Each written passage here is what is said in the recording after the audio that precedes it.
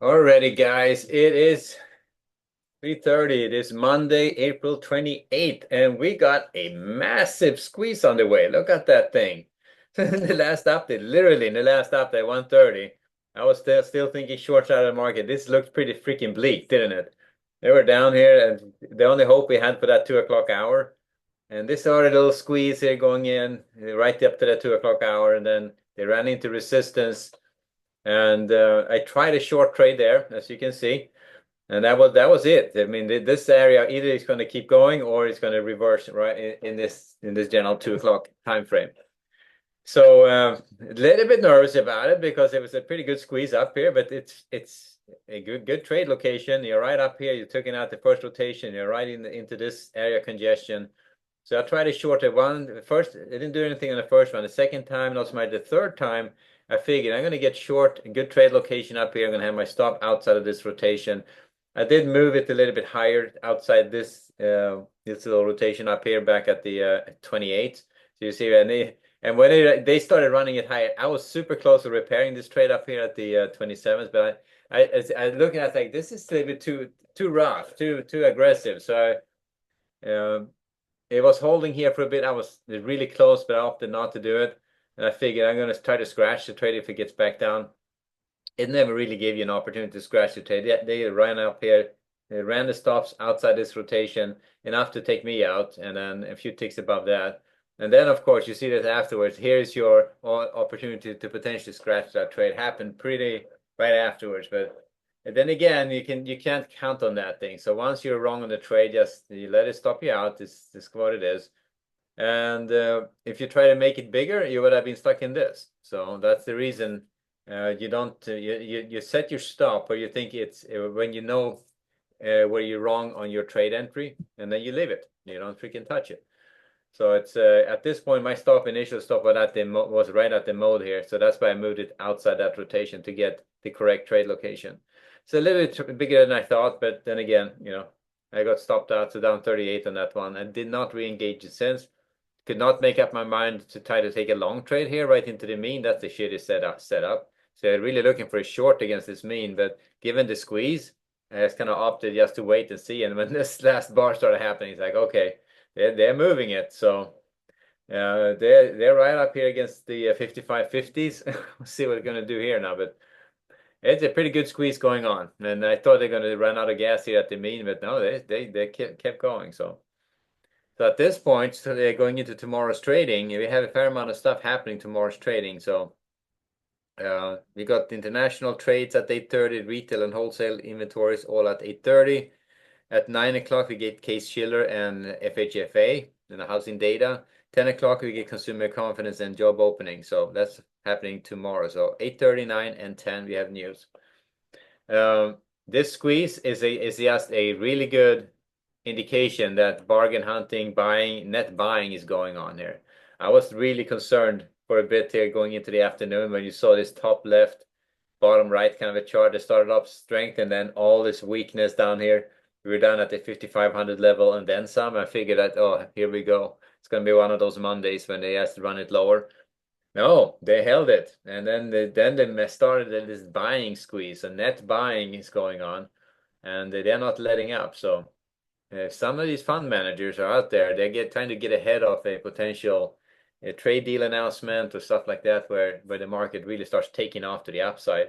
In which case, the buying opportunities to buy the discounts you've seen on all these stocks is going to dissipate pretty freaking quick.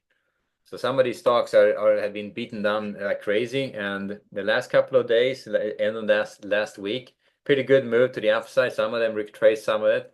It's still worth buying. It's still good pricing on them. But if the market runs up another 200 points on the ES, that's going to be back in levels where the trade or the stock prices are kind of getting less and less attractive, or you're going to be just chasing them at that point. So where we are, I'm going to start off if they can clear this hurdle of 55.50s and close above it. I'm going to start off on the long side. Confirmation about 55.60s for sure. But I mean, if they hold above the 55.50s, I'm going to start off from the long side. If they can't, they close down below it, I'm going to start off range bound, and that's starting the trading range And then we know what the edge is. We know to sell down to the 54.95. We know to we know to buy down to that 54.95. We know to sell up to the 55.60s, and that's kind of the range we would be trading in the overnight if they close below it. Now let's see what happens here going into the close. Look at this. Now they're going at it again. So I was watching this like, okay, this is getting crazy. So I have not taken any. I took a couple of more trades on the Nasdaq. I'll show you those now. I could not make up the balance, the net balance I had on the deficit. So I took a couple of trades. This is the trade I just got out of the last time we spoke. I took the short, and that you see this right before the whole thing started kicking off. So right into that 130. This kind of looks funny now, right? That I sold the low, but at the time it didn't feel at all as the low.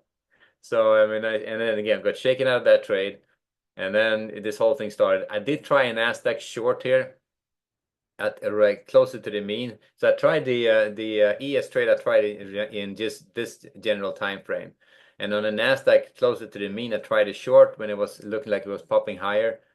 It had that trade going for a bit, and it wasn't developing fast enough. Given the squeeze, I got out of it. So I scratched that trade and didn't get shaken out. I actually scratched that trade. So I got a few bucks back out of it. So I'm up 34 and 4 contracts in the Nasdaq. So down 38 on the ES, up 34 in the Nasdaq. So pretty much a scratch day today. But I wish I could have been, if I stayed on the long side of this, and then again, getting in on this on the long side early on, it's very difficult because it's with this kind of sell-off we had all the way down into that 2 o'clock hour. This is a kind of an unusual squeeze, very much unusual. So I would not, if I had any sense that it would be squeezing it this hard, I would obviously be more aggressive on the long side. But you can once they take out the mean, that's when you really have confirmation that yeah, they're taking this higher, back up in that initial balance, potentially heading higher. Squeeze and a half. Looking at the bonds, bond market is pretty much range bound. They were down here, probe down in the morning, back up again, holding around 1612. So I would start off range bound on the bond market. Maybe it bias to the upside given the retracement from the overnight. They're holding above that 1606 level right now. So I would look to stay on the long side if they close above that mode at 1608. So if they close above that, I'm going to stay on the long side. If not, I would go back just range bound on the bonds. So and then finally oil and gold. One little pop more on gold. One little more pop on this guy up here. In K period, they took out that high, this area of resistance, the 49s. Nice run up and then nothing. So if you try to hop on a long trade here, you would just get stuck twisting in the wind. That would suck. So that's it. That's gold for you. That's what it does. It moves like this hard and then it stops. And if you try to chase it and you get in late, you're just stuck in a shitty trade or stuck, and it's just twisting in the wind, trying to get out of it. So haven't done anything on gold today, but definitely a nice retracement. I would start off on the long side if they can hold above that 33.50s. You know, they don't retrace this. I would start off on the long side. We're looking to buy against the 52s and the 46s for rotations back up again and see if they can bust this higher. So if they can't, remember, we were range bound this morning. We were selling up to that level, the 77s, sorry, the 59s, 70s here. We were looking at getting short against these areas.